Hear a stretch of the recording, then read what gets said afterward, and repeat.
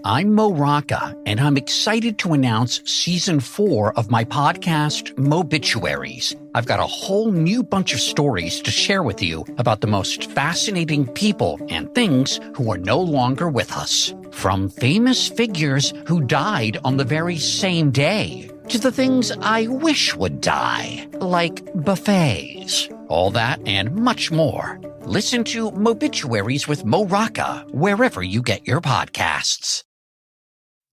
The Lazica are a great and proud people, and they rule over many other considerable peoples.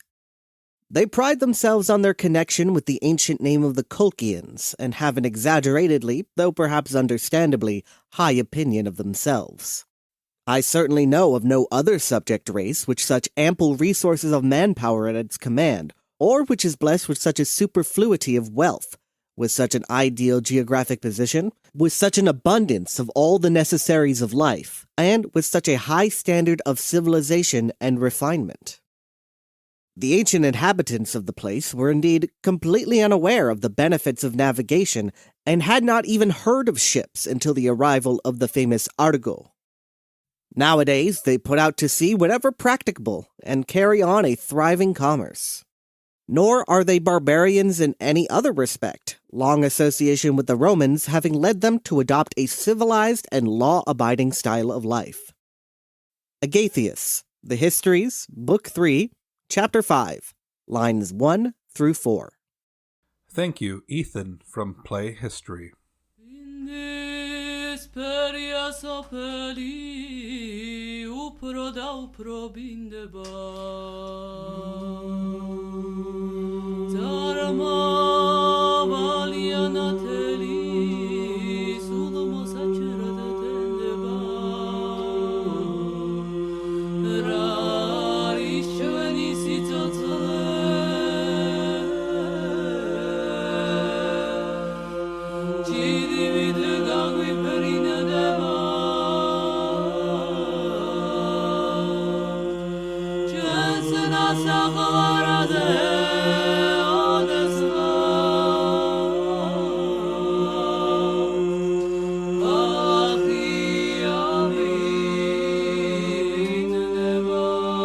Gamarzoba, and welcome to the history of Saqartvelo, Georgia.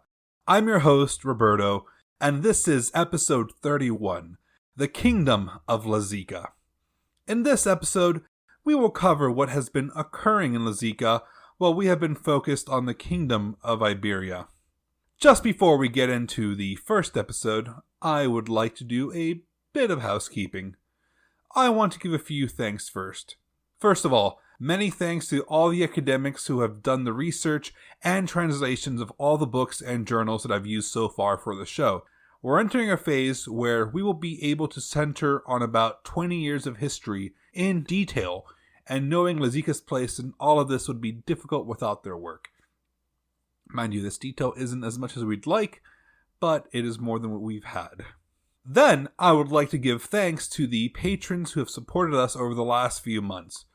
Thank you to Ben from Battle Royale, Audrey, Andrew, Mitchell, Eric from Ranking 76, Gerald, Hallie from Quest Friends, Hal the Legionnaire, Emily, Quinn from Noblesse Oblige, Mandy Robertson, our awesome artist, and David from the Siècle. This would be difficult without your support. Finally, one final thing. As you've heard in the Peter the Iberian episode released in December, I am going to Georgia in late April and would like your support in helping mitigate research costs while I'm there. I want to take advantage of visiting historical sites, museums, and buying books to benefit the show, and would love your support in this. Every $100 donated will have me create a bonus episode based on something that I see or experience in Georgia, and I will be making a daily audio journal about my time there, released on a daily basis upon my return in mid-May. You can go to tinyurl.com/Saqartvelo-trip, SAQARTVELOTRIP, or follow the link in the episode description. Now, let's get into the show. It has been a long time since we have spoken about the Lazica tribe in any detail. The last time we mentioned them was in episode 15, where we talked about the Ostrogothic invasions along the Black Sea coast and the Roman defense of Pitsunda. After the Ostrogothic invasions, things remained relatively calm in the area, until there was a slight flare of action in the late 290s. The Persian Shahanshah, Narse, declared war on Rome. For what reason? Armenia. Hostilities were renewed between the two superpowers of the ancient world. The Caesar, Galerius, made his way to the east to deal with the invading Persians in Armenia.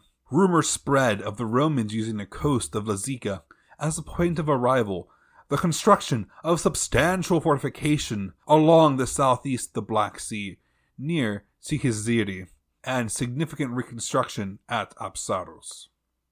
Thanks to these measures, Galerius gained victory over the Persians in the Battle of Satala and moved forward to sack the Persian capital of Ctesiphon and take the royal treasury and harem. This whole ordeal ended in the Treaty of Nisibis in 299, which stated that Igrisi, or Lazica, and Kartli, Iberia, would be in the Roman Spear.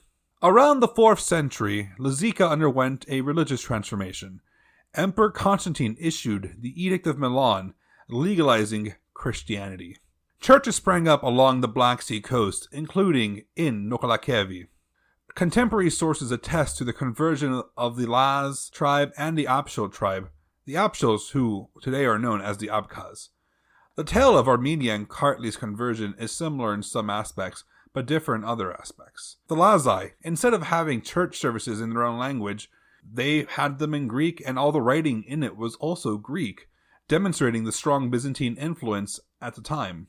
Unfortunately, this left the region without a shared common language to help bind them together. Nevertheless, a shared religion meant that Igrisi and Kartli had much more in common than not. Unfortunately, this wouldn't last. Mirian III's death destabilized the whole of Iberia. The Persians swept in to bring it under its control, and the Lazite tribes used this to their advantage. They began to consolidate their territory within the region, and took over land from the outskirts of Trebizond up to the north of Pitsunda, just under the Caucasus mountain, and then from the Black Sea to the Liki Mountains as well. By the time of Emperor Theodosius' death in 395, Laz aristocrats ruled over the Mingrelians, Svans, and the Abkhaz tribes. Igrisi was even able to take the border province of Argveti from Kartli, along with the major trade and military posts of Shodopani and Skanda. The acquisition of Skanda and Shodopani proved beneficial to Lazica, since the two cities laid upon the river Rioni, or the Phasis at the time. This let Igrisi export their grain, flax, timber, handicrafts, and even their manpower straight to Byzantium, and it was a crucial part of Byzantine influence in the area. In return for these exports, the Lazai could purchase whatever they wanted or needed from the Romans.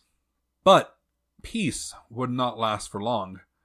The mountain-dwelling tribes were rather well armed, and frequently raided Lazai towns. To the north, there were the Huns, who continued to threaten the passes, and eventually they broke through the Dario Pass and rampaged through Caucasia in 398. This led for the Romans to send Eutropius, a eunuch-turned-general, to campaign against the Huns. We don't have much detail on his campaign, but Emperor Honorius' court poet, named Claudian, didn't have many nice things to say about him or his military exploits. Nevertheless, we have reason to believe the campaign was ultimately successful, and the Huns retreated across the Rioni River, although they continued to cause issues for the next century. Laz aristocratic influence began to swell within the region, and by 422, Roman control of Lazica was all but confirmed. The Laz aristocrats would even make appointments of the leaders of Swania, modern-day Svanetia, as long as the Romans approved of it. Up north, in Kartli, a dispute arose between the Byzantines and Persians concerning the defense of the Dario Pass. The Persians wanted to share the costs of defense in either gold or men, but the Byzantines would have nothing to do with it. These requests were constantly repeated by the Persian envoys in the Byzantine courts, along with reassurance that it would benefit both empires. Of course, this was false, as by this point the Lazai kingdom, or Igrisi, was starting to stabilize and protect its own borders wherever it was not naturally fortified by the Liki range. In Kartli, where the pass was located, It was completely out of Byzantine influence by this point, so they had no reason to assist the Persians with anything. Records on who sat on the throne of Egrisi are scant, but we do know they were probably appointed by Rome. We do see mention of one king, in 456, named King Gubaz I, which means bull's forelimb in Ascetic. Traditionally, Egrisi sent tribute and army recruits to Byzantium. By Gubaz's time, this had all ceased, and getting imperial approval for the new Lazi king was merely a formality by this point. Gubaz started to garrison Sevastopolis, modern Sukhumi, and was appointing the princes of the Abkhaz and Svans without imperial permission. At this point, having seen no assistance from Byzantium in ages, Gubaz declared Egrisi independent from Byzantium. This would prompt the Byzantines to declare war on their vassal and invade the territory. The initial invasion did not go well for the Romans and forced a retreat. This prompted them to plan a second assault on Lazica. Meanwhile, King Gubaz I used this time to send envoys to both Byzantium and Persia. The envoys to Byzantium had one message: calls for peace. The envoys to Persia, though, requested assistance in the fight against the Romans. Typically, this would be a perfect time for the Persians to come in and assert their dominance in the region. But, as we mentioned earlier, there were several Hunnic invasions from the north, mostly through the Dario and Durbet passes, leading the Shahanshah to refuse this request. To show the Romans they were serious about not aiding the Lazi, the Persians even ejected all Lazi refugees from Persian territory. Persian refusal to aid the Lazi gave the Byzantines hope for a temporary alliance with their regular enemy. The Byzantines reached out to the Persians and asked for their permission to go through Persia and Armenia to fight the Lazi, which the Persians readily granted. This joint action dashed all of Gubaz's hopes of playing the Romans and Persians off of each other, and he was eventually defeated. Not long after, relations broke down between the Romans and Persians, once more on the topic of the defense of the Dario Pass. The Romans exited negotiations. In 465, Emperor Leo then ordered Gubaz to come to Constantinople. Gubaz sent an envoy, agreeing to come to the imperial capital, and to demonstrate his loyalty to the emperor, Gubaz abdicated his throne in favor of his son, who remains unnamed in the sources, but is stated to have already been co-ruling Egrisi with his father. Gubaz took some precautions ahead of time, and used his network to reach out to the Byzantine noble named Dionysius, seeking his assurance that he would not be harmed while he was in the city. Upon arrival to Constantinople, the nobles gathered around the court to see who this man who dared rebel against the Romans was. The horror in their faces was apparent when Gubaz and his guards arrived decked out, all in Persian dress. They became concerned that Gubaz had gone entirely over to the Persians, which, due to their diplomatic proximity, was most likely the case. These fears were soon put to rest when they noticed that Gubaz, along with his Persian dress, had icons and even crosses on his person. Gubaz met Emperor Leo I, and together they went to see Daniel the Stylite, and Daniel reconciled the two monarchs. This meeting with Daniel left such an impression on Gubaz that the two would write letters to each other, and Lazi envoys would make a point to visit the Stylite before their arrival to court. After this visit, things appeared to have gone well for Egrisi. The allegiance with the Byzantines was solidified, and their only real punishment was that 100 miles of coastline east of Trebizond went to Roman control. This allegiance was soon put to the test after the Persians defeated the Huns and set their eyes on Transcaucasia once again. Roman forces were all but gone from the region by this time, and the Lazicans would have to fend off a superior enemy all by themselves should they decide to invade. However, it turned out that the Persians would not be the first to strike against the vulnerable kingdom. The Svans decided that now was the perfect time to declare for Persia and wage war on the Lazi. With Roman assistance, Gubaz was able to capture some fortifications, but Svaneti was soon taken over by a new threat from the east, Vakhtang Gorgasali. To connect with us, feel free to find us on social media under @HistoryGeorgia or on Facebook at The History of Saqartvelo, Georgia. The intro song is Bindis Peria Sopeli by Zadashe. They will be touring the USA in September 2024, so please look up for their dates. And there is a link to their Bandcamp and Facebook page in the episode description. This is where I'd like to remind you of the ongoing GoFundMe to help support my trip to Georgia. To help this podcast continue, please feel free to subscribe to our Patreon or donate via Coffee or PayPal. The links are in the episode description. If you would prefer something a bit more tangible, we also have an Amazon wish list for you to peruse. The best way to help us is via review on Apple Podcasts, Spotify, or your preferred podcast host, as it goes a long way with getting the word out about the show and helping us reach new people to learn about Georgia. Madlobadan Nakvamdis, and thank you for listening to The History of Saqartvelo, Georgia. See you next time.